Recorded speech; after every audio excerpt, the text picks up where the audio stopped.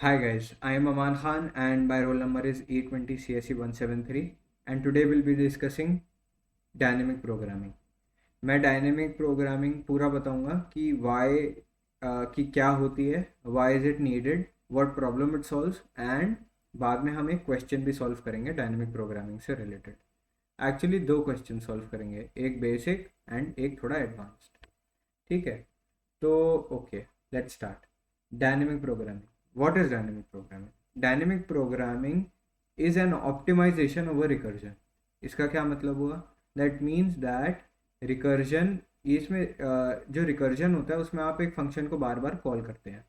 ठीक है, this is similar to that, but इसमें आप जो आपने प्रॉब्लम पहले से सॉल्व कर रखी है उसका सोल्यूशन स्टोर करके रखते हो ताकि आपको उसको फिर से कंप्यूट ना करना पड़े। ठीक है, एंड ये आपका कंप्यूटेशन टाइम बहुत ड्रास्टिकली रिड्यूस कर देता है। एक एग्जांपल से देखते हैं। So we all know what Fibonacci sequence is. It starts with 0, then 1 and then 1, then 2, then the sum of the any, you can represent any n, like fib of n is equal to fib of n minus 1 plus fib of n minus 2. तो इसमें क्या होगा, we have 1 1 2, तो the next term will be 2 plus 1 which will be 3, the next term will be 3 plus 2 which will be 5 and so on. This is the formula. Okay, so जब हम recursion में करते हैं, जब हम इसको रिकर्जन में सॉल्व करते हैं तो क्या होता है कि suppose we have n equal to 5। n equal to 5 के लिए हम ये रिकर्जन से सॉल्व करने की कोशिश करते हैं। Okay, so I call fib of 5। Okay, fib of 5 calls fib of n minus 1 which will be 4 and fib of n minus 2 which will be 3. So it calls fib of 4 and fib of 3. ठीक है, अब fib of 4 क्या करता है? fib of 4 करेगा fib of 4, fib of 3 and fib of 2 को call करेगा। ठीक है, एंड यहाँ पे क्या होगा, fib of 3 फिर कॉल करेगा fib of 2 और fib of 1 को। ठीक है, अच्छा, इस रिकर्जन में बेस केस क्या होता है हमारे पास? द बेस केस इज कि we know that fib of 0 is 0 and fib of 1 is 1। ठीक है, ये हमको पता है, ये हम बेस केस की तरह लेके चलते हैं। ओके, तो fib of 3, fib of 2, fib of 2 किसको कॉल करेगा? फिब ऑफ 1 को, एंड फिब ऑफ 0 को कॉल करेगा। सिमिलरली इधर भी fib of 1 will be called, fib of 0 will be called, and fib of 3 यहाँ पे है तो fib of 3 को क्या कॉल करेगा? fib of 2, fib of 1 and fib of 1 calls, fib of 2 calls fib of 1 and fib of 0. So this will be the tree structure ये रहेगा। अब you can notice कि इसमें प्रॉब्लम क्या है कि fib of 3 यहाँ पे हमने कंप्यूट किया, यहाँ फिर से कंप्यूट किया, दो बार कंप्यूट करना पड़ा। फिब ऑफ 2 ले लेते, फिब ऑफ 2 हमने एक बार, दो बार, तीन बार हमने फिब ऑफ 3 कैलकुलेट किया। तो ये बहुत बड़ा डिसएडवांटेज है जब आप रिकर्जन में करते हो। एंड डायनेमिक प्रोग्रामिंग सॉल्व करता है इसको। हाउ? डायनेमिक प्रोग्रामिंग स्टोर कर लेगा, जैसे आपने फिब ऑफ 2 कैलकुलेट कर लिया एक स्टेप में, जब फिब ऑफ 2 कैलकुलेट हो गया तो next time you won't have to calculate it again. ये कहीं मेमोरी में स्टोर हो गया, वहीं से उठा के यहाँ पे रख देगा, तो इसका टाइम वेस्ट नहीं होता कंप्यूटेशन में, है ना। And this saves a lot of time. आपको पता लगेगा कि अगर ये जो रिकर्जन है इसकी मैं टाइम कॉम्प्लेक्सिटी निकालूं तो this will be O of 2 to the power n। ठीक है, where n is the index of the Fibonacci number जो आपको निकालना है। तो this will be order of 2 to the power n which is very high। ठीक है, and now we will solve this problem using dynamic programming। Okay, dynamic approach लगाएंगे इसमें। तो एक मिनट में क्लियर कर देता हूँ एंड ऊपर आ जाए। हाँ, तो अब हम इसको डायनेमिक प्रोग्रामिंग, क्या हमको निकालना है? Fib of 5। फिब ऑफ 5 के लिए क्या करूँगा, मैं बोलूँगा कि एक एरे ले लेते हैं हम, जिसका साइज होगा 6, ठीक है। 6 में क्या होगा, we will have index 0, index 1, index 2, index 3, index 4, index 5 and index 6, ठीक है। तो ये थोड़ा सा ठीक से अलाइन नहीं है, तो इसको मैं ठीक से अलाइन कर देता हूँ। इधर 1 है, 2, 3, 4, 5 एंड 6, ठीक है। तो हमारे पास ये सारे के सारे आ गए। अब हमको fib of 5 fib of 5 calculate करना है। फिब ऑफ 5 कैलकुलेट करने के लिए हम वही चीज़ करेंगे, हम फिब ऑफ 5 बोल देंगे कि fib of 5 is equal to fib of n-2 plus fib of n-1। ये तो हमको फॉर्मूला पता है। अब इसको हमने डायनेमिक प्रोग्रामिंग में हम क्या लिख देंगे, हम लिख देंगे कि array of 5 is equal to, oops I am sorry guys, इसके अंदर ये 6 साइज के एरे है ना, सो इंडेक्स से 5 तक होगा इसके अंदर, सॉरी सॉरी, ठीक है। तो array of 5 is equal to array of n-1 which will be 4 plus n-2 which is array of 3, ठीक है। तो ये हमारे पास फॉर्मूला आ गया। अब array of 5 is array of 4 plus array of 3, okay cool. अब array of 4 plus array of 3 हम कहाँ से निकालेंगे, हम लोग इसको स्टार्टिंग से सॉल्व करेंगे। हम पहले फिब ऑफ 5 सॉल्व करने के लिए हम पहले 0 से आएंगे। हम पहले फिब ऑफ 0 सॉल्व करेंगे, देन फिब ऑफ 1 सॉल्व करेंगे, ऐसे ऐसे करके हम फिब ऑफ 5 तक आएंगे, ठीक है। तो इसमें हुआ क्या कि फिब ऑफ 0 तो हमको पता है कि 0 होता है, fib of 1 we know that 1 होता है, ठीक है। तो हम पहले फिब ऑफ 2 कैलकुलेट करेंगे। फिब ऑफ 2 जो मेरा फॉर्मूला है उसके अकॉर्डिंग वो क्या होगा, will be array of 1 plus array of 0, ठीक है। Array of 1 and array of 0 क्या है, 1 प्लस 0 इज 1, तो यहाँ पे 1 आ जाएगा, ठीक है। Then array of 3 is array of 2 plus array of 1, 2 और 1 यहाँ पे 2 आ जाएगा। ऐसे करते करते क्या आएगा, 2 प्लस 1 3, 3 प्लस 2 5, ठीक है। तो हमारे पास अब क्या हुआ, फिब ऑफ 5, ठीक है। तो हमने फाइनली फिब ऑफ 5 जो कैलकुलेट किया, array of 4 plus array of 3 हो जाएगा। Array of 4 is this, array of 3 is this, 3 plus 2 यहाँ पे 5 आ गया। तो हमने बार बार कैलकुलेट नहीं किया इस केस में, हम लोगों ने वो वैल्यू को एरे में स्टोर कर दिया एंड उसी वैल्यू को हम यूज कर रहे थे, ठीक है। तो इसको डायनेमिक अप्रोच कहते हैं, इसी को कहते हैं हम डायनेमिक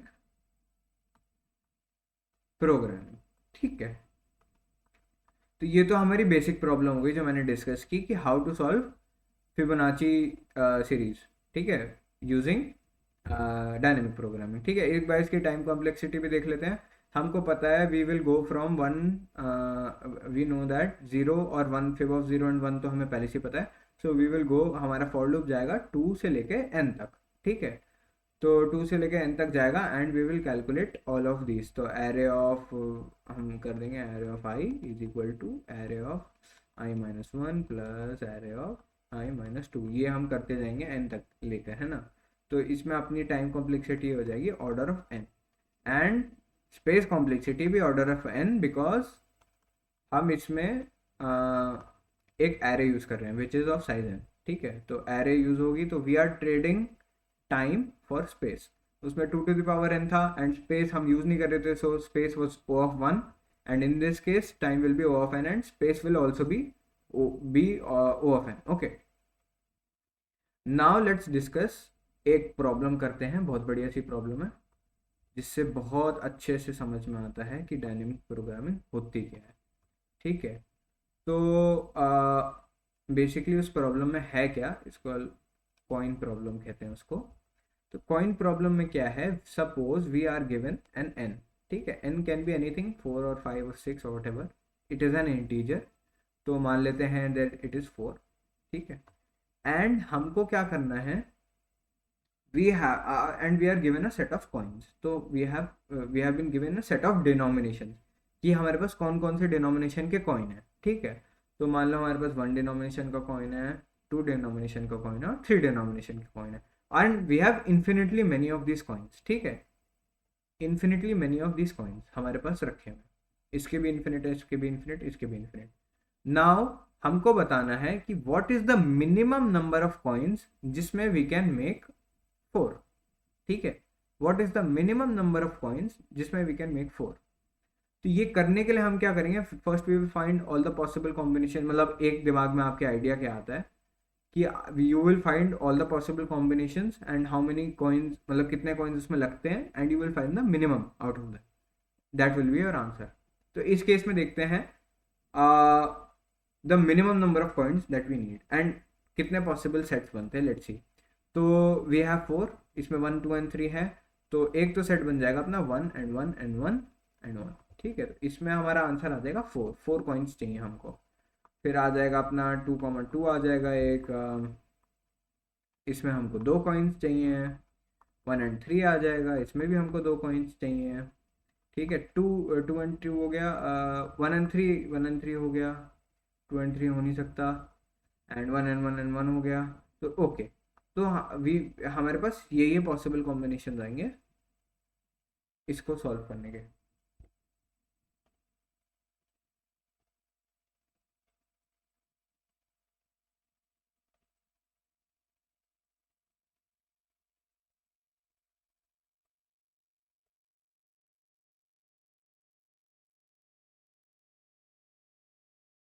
वन एंड टू, हाँ, ओके। सो एक मिस्टेक है, 1 एंड 2 भी पॉसिबल है यहाँ पे, ये मैंने मिस कर दिया था क्योंकि आई एम एन इडियट। तो 1 एंड 2 भी यहाँ पे हमारे पास आ जाएगा। So we have 4 possible combinations जिसमें कि मिनिमम इज 2, तो द आंसर विल बी 2, ठीक है। तो इसमें सबसे पहले आदमी क्या सोचेगा कि अप्रोच लगाने की, कि अप्रोच होगी, लोग सोचेंगे कि लगाते हैं इसमें ग्रीडी। ग्रीडी कैसे? Since we want the minimum number of coins we will take the maximum possible denomination, ठीक है, और वहां से हम पीछे जाना शुरू करेंगे एंड उठाते जाएंगे जितने हम मैक्सिमम उठा सकते हैं।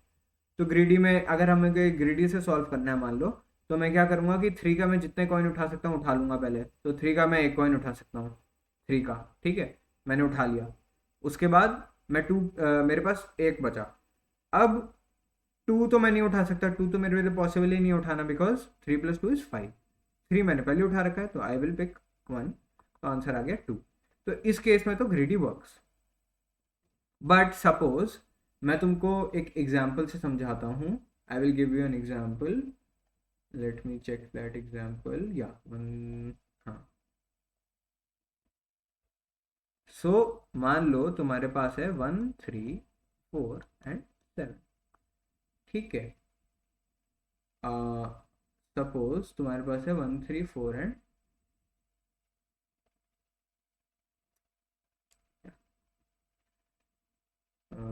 yeah,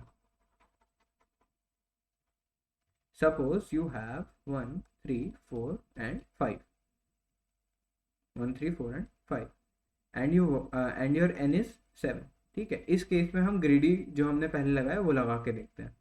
तो इसमें क्या होगा, फर्स्ट विल पिक 1, तो फर्स्ट विल पिक 5, तो हमने 5 पिक कर लिया, एंड 7 - 5 = 2, तो हमें पास 2 बचा है, तो ये नहीं उठा सकते, ये नहीं उठा सकते, एंड 1 के हम 2 उठा लेंगे, तो 1 एंड 1, तो 3 आंसर हमारा आ जाएगा इस केस में। बट वी नो कि मिनिमम आंसर तो 3 + 4, 3 + 4 देगा, जो कि 2 आएगा, मतलब 3 + 4 7 आ जाएगा ना। तो we know the answer for this question will be 2, but greedy जो है वो 3 दे रहा है। ऐसा क्यों हो रहा है? क्योंकि ये फ्रैक्शनल एब्स्ट्रैक्ट प्रॉब्लम नहीं है, ये 0 1 एब्स्ट्रैक्ट प्रॉब्लम है। You can either pick up a coin और you don't pick it up, ठीक है। आपके पास और कोई ऑप्शन नहीं है कि you pick up a fraction of that coin. अगर फ्रैक्शन अवेलेबल होता then we could have used greedy, but in this case हम या तो उठा सकते हैं नहीं उठा सकते। तो इस केस में ग्रीडी ऑप्टिमल आंसर जरूरी नहीं है कि दे भी सकता है, नहीं भी दे सकता है। तो इसमें हम we will use dynamic programming, देखते हैं कैसे, ठीक है। तो बेसिकली ये क्या प्रॉब्लम है, इस प्रॉब्लम को फॉर्मली बोलते हैं This problem is called 0 1 knapsack with repetition. So we have 0 1 knapsack with repetition. ठीक है, ये हमको करना है. ठीक है, we are given 1 3 what was it 1 3 4 and 5. ठीक है, and we have to make 7. अब हम क्या अप्रोच लगाएंगे? This approach is called bottom up approach. ठीक है, हमने उसमें भी बॉटम अप की थी, इसमें भी हम बॉटम अप करेंगे. बॉटम अप क्या होता है कि we will start by solving the smaller sub problems and we will gradually make our way to the bigger sub problem, bigger to the main problem, right. तो जैसे हमको solve करना है कि 7 कैसे बनाना है. ठीक है, तो हम पहले सॉल्व करेंगे 6 कैसे बनाना है. ठीक है, फिर हम सबसे पहले हम सॉल्व करेंगे कि 1 कैसे बनाना है, फिर हम सॉल्व करेंगे 2 कैसे बनाना है, फिर हम सॉल्व करेंगे 3 कैसे बनाना है. ठीक है, ऐसे ऐसे करके हम 7 तक पहुंचेंगे एंड 7 पे हमारा आंसर आ जाएगा. तो इसको करने के लिए क्या करेंगे? We will make an array. ये अपनी एरे आ जाएगी. इस एरे में, ठीक है, ये हमारे पास एरे आ जाएगी जो जिसका कि साइज क्या होगा, जिसका आप साइज रख सकते हो. देखो मैक्सिमम तो हम क्या उठा सकते हैं, हाँ, इसका साइज आप रखो 8 रख लो इसका साइज. ठीक है, तो आपके पास इंडेक्स आएगा 0 1 2 3 4 5 6 एंड 7. ठीक है, तो आपके पास 0 1 2 3 4 5 6 7 तक यहाँ पे आ जाएगा. ओके, अब आप क्या करोगे? अब आपको पता है कि dp ऑफ 0, इस एरो को we will call it dp. ठीक है, तो हमको पता है कि dp ऑफ 0 क्या है. 0 बनाने के लिए हमें कौन कौन से कॉइन चाहिए, मिनिमम नंबर ऑफ कॉइन्स कितने लगेंगे 0 बनाने के लिए. हमको पता है आंसर इज 0 यार, क्योंकि हमको कोई भी कॉइन पिकअप नहीं करना, हमारा 0 बन जाएगा. तो minimum number of coins will be 0. ठीक है, dp ऑफ 1 क्या है भाई? dp ऑफ 1 बनाने के लिए हमको कितने नंबर ऑफ कॉइन्स उठाने पड़ेंगे? Let's see. तो हमको एक कॉइन उठाना पड़ेगा, ये वाला कॉइन हम उठाएंगे 1 वाला, तो हमारा 1 बन जाएगा. तो हम we know that dp of 1 is 1, तो हमने यहाँ पे 1 फिल कर दिया. dp ऑफ 2 क्या है? dp ऑफ 2 हमको पता है कि dp ऑफ 2 क्या होगा. अच्छा, dp of 2 will be 1 and 1, so it will be 2 coins. कौन कौन से? 1 और 1 आप उठाओगे तो आपका 2 बन जाएगा. ठीक है, एंड किसी भी dp, कोई भी आपको यहाँ पे अगर वैल्यू निकालनी है, मान लो किसी भी एक पोजीशन की, मान लो आपको dp ऑफ 7 निकालना है अगर, तो अच्छा पहले तो वेट, पहले मैं ऐसा करता हूँ, dp ऑफ 2 मैंने लिख दिया, मैं सारे लिख देता हूँ कि dp ऑफ 3 क्या होगा, dp ऑफ 4 क्या होगा, dp ऑफ 5 क्या होगा एंड dp ऑफ 6 क्या होगा. Let's see. ठीक है, तो हमारे पास है, वेट,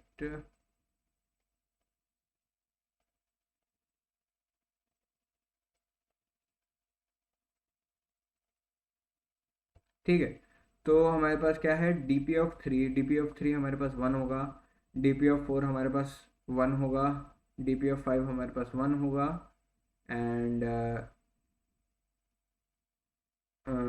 dp ऑफ 6 हमारे पास 2 होगा. ठीक है, तो बेसिकली ये हमारे पास सारे के सारे dp आ गए. क्यों है ये, मैं आपको बताता हूँ. जनरल फॉर्मूला हमारा dp का क्या बनेगा, ये मेन क्रक्स है प्रॉब्लम का. ठीक है, जनरल फॉर्मूला किसी भी dpi का क्या बनेगा? dpi जो है वो हमको सॉल्व करना है, तो उसका मेन क्या बनेगा फॉर्मूला. तो पहले तो हम देख लेते हैं कि dp ऑफ 7 का क्या फॉर्मूला बनेगा. dp ऑफ 7, ठीक है, dp ऑफ 7 क्या होगा? तो dp7 के लिए हम कैलकुलेट कर रहे थे कि dp ऑफ 7 क्या होगा. तो let me erase all of this.